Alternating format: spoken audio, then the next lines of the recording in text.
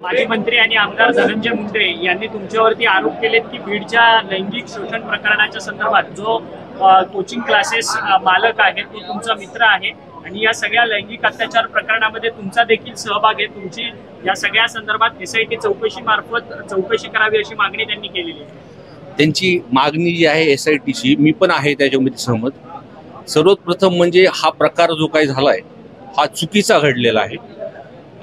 2 दिवसाआधी विजय पवार सर आणि त्यांचं ते कठोरपूर म्हणून ह्यांना अटक सुरू झाली आणि ज्या दिवशी ह्यांच्यावरती गुन्हा दाखल झाला त्याच्या दुसऱ्या दिवशी त्यांना पोलिसांनी अटक केली। तपास पोलिसांकडून जे होतोय रोज त्या संदर्भात प्रशासनाशी मी चर्चा करतो आहे आणि पवार सरचे जे काही कोचिंग क्लासेस आहेत किंवा त्यांचे कॉलेज आहेत ते सगळे CCTVच्या अंडरमध्ये आहेत। सगळे CCTV फुटेज पोलिसांनी ताब्यात घेतलेले आहेत। आम्ही फक्त प्रशासनाने बोलताना रोज विचारतो की तपास योग्य दिशेने आहेत। मी त्यांना हेही बोललो SP साहेबांना, ते जरी माझ्या जवळचे जरी असले तर तुम्ही कारवाई करायला ॲक्शन घ्यायला मागे पुढे बघू नका। परंतु तुमच्या कॉल रेकॉर्डची तपासणीची मागणी जी आहे ती अंजली दमानिया आणि त्याचसोबतच धनंजय मुंडे यांच्याकडनं केली जाते, याला काय प्रत्युत्तर? नाही, तपासलेच पाहिजे।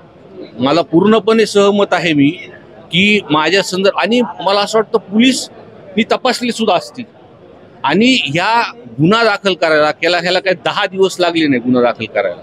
म्हणजे मी जरी आमदार असलो आणि ते माझ्या जवळचे असले तरी ज्या क्षणी पीडितांनी या संदर्भातली तक्रार SP-ला केली त्याच दिवशी त्याचा गुन्हा दाखल झालेला आहे। तुमच्यासारखे 150 दिवस मी गायब नव्हतो झालो कुठं।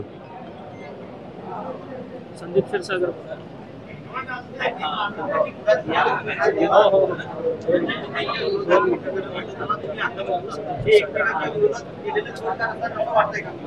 नाही, मसाजोगचं काय साहजिक आहे, त्यांची बाईट बघितल्यानंतर तुम्हाला वाटत असेल त्यांचं मंत्रीपद गेल्यामुळे त्यांना कुठं ना कुठं अजून सुद्धा दुःख आहे त्याचं। आणि एखादा गुन्हा झाला आणि मला असं वाटतं फक्त त्यांनी ह्या गुन्ह्यातच जसं बोलतात येते तसं मसाजोगच्या प्रकरणात सुद्धा त्यांनी अग्रेसिव्ह भूमिका घेतली पाहिजे होती। आम्ही तर म्हणतोय तपास करा।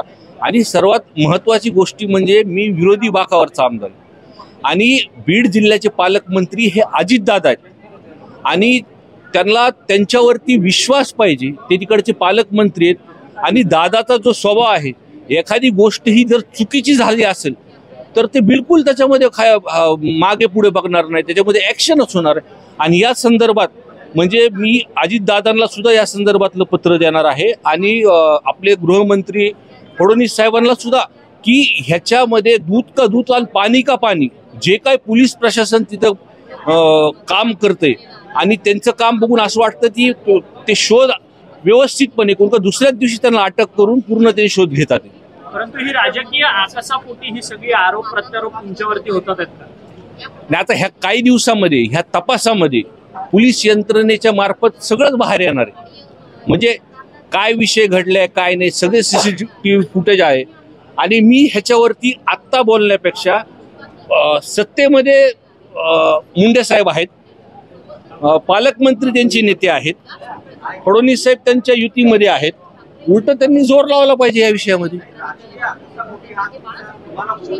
टार्गेट केलं 100% मसाजोगच्या प्रकरणामध्ये जे काही मुंडे साहेब बोलले की 150 दिवस त्यांना बाहेर राहावं लागलं किंवा त्यांना जे दुःख आहे त्यांचं मंत्रीपद गेल्याचं, त्यांना त्या प्रकरणाबद्दल ते वाईट त्यांना ते वाटत नाही, व त्यांना दुःख फक्त मंत्रीपद गेल्यामुळं आहे। आणि या प्रकरणात सुद्धा ते सत्तेमध्ये आहेत आणि त्यांनी त्यांच्या नेत्यावरती विश्वास ठेवला पाहिजे। विजय पवारांशी कशाबद्दल संबंध आहेत? विजय पवारांशी कसे संबंध आहेत आणि किती? एक लोकप्रतिनिधी मी रोज रस्त्यावरती काम करतो। तुम्ही जर माझ्या फेसबुक पोस्ट बघितल्या तर चहाच्या टपरीवर मी सकाळी असतो। लोक येतात, बोलतात, भेटतात, त्यांचे माझे संबंध नाही आहेत असं म्हणत नाही, पण जरी असले पण ते अटक झालेले आहेत आणि ते कारवाईला समोर जातात तिथे। हो, ते आहेत आणि या प्रकरणामध्ये मी पीडिताच्या घरी सुद्धा जाऊन भेटणार होतो, पण मी म्हणलं आत्ता त्यांचं थोडंसं ते डिस्टर्ब आहेत, त्याच्यामुळे मी इथून गेल्यानंतर शनिवार रविवार त्यांच्या घरी जाऊन त्यांना भेट देणार आहे. या.